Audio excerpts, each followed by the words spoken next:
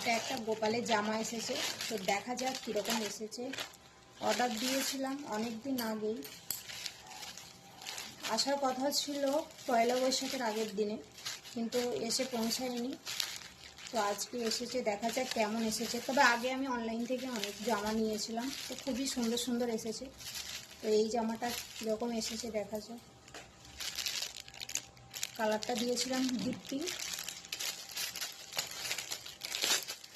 জামাটা দেখে মনে হচ্ছে খুবই সুন্দর।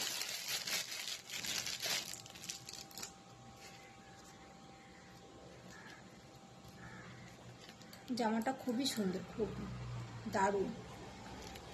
তার সাথে এরকম একটা হোয়াইট কালারের মুকুট আছে।